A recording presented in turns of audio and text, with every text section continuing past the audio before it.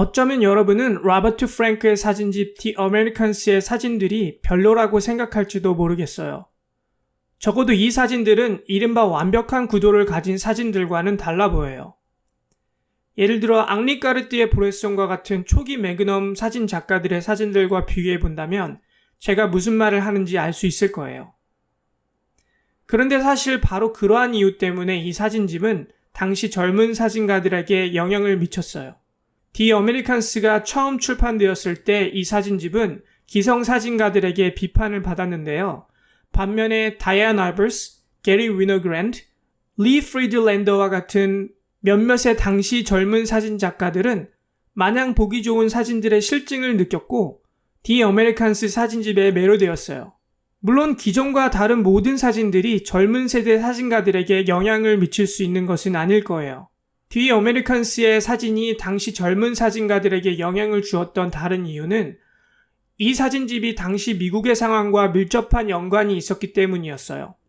이 사진집이 1959년 뉴욕에서 출판되었을 때 전 세계는 제2차 세계대전의 피해로부터 복구되는 과정에 있었지만 이른바 냉전과 핵무기의 위협으로부터 둘러싸여 있었어요. 이와 같은 불안한 시대와 대조적으로 미국은 유례없는 번영의 시기로 진입하고 있었죠. 이와 같은 아이러니한 상황에서 사람들은 혼란과 좌절을 느꼈고 젊은 아티스트들은 사회적 경험에서 멀어지려 하고 대신에 자신의 직접적인 경험을 통해 이 세계를 이해하려는 경향이 생겼어요.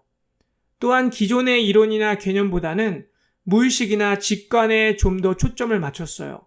이와 같은 모습이 미국 문학에서도 보여지는데 그 대표적인 예가 빗 제너레이션이라고 하는 미국 문학의 조류예요. 로버트 프랭크가 빗 제너레이션 중에 한 명인 잭 커리에게 The Americans의 서문을 써달라고 부탁한 것은 우연이 아니었어요. 심지어 로버트 프랭크는 그의 멘토였던 워커 에반스가 미리 써둔 서문을 거절하였다고 해요. 안녕하세요. 무수의 뿔처럼을 운영하고 있는 띠오입니다. 사진 예술과 관련된 책을 좋아하신다면 저희 독서 모임에서 함께 읽고 토론하고 공감해 보는 건 어떨까요? 독서 모임에 대한 자세한 내용은 별도 링크를 참고해 주세요. 감사합니다. 다시 말해서 The Americans는 기존의 사진과 달랐기 때문만 아니라 당시 젊은 사진가들에게 시대적으로 공감을 줄 수 있었기 때문에 그와 같은 영향력 있는 사진집이 되었다고 볼 수 있어요.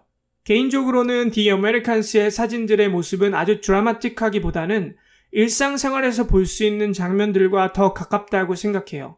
The Americans의 사진들을 Life와 같은 당시 다큐멘터리 사진 잡지들과 비교해 본다면 제 말을 이해할 수 있으실 거예요.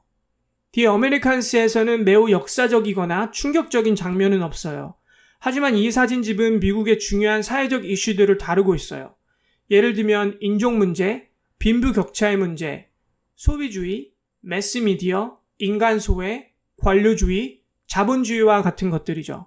로버트 프랭크의 The Americans를 다시 보면서 저는 요즘 우리 일상으로부터 촬영된 사진들을 통해 우리가 지금 살고 있는 세계를 어떻게 이해할 수 있고 그것은 또 어떤 모습일까 하는 생각을 해봤어요.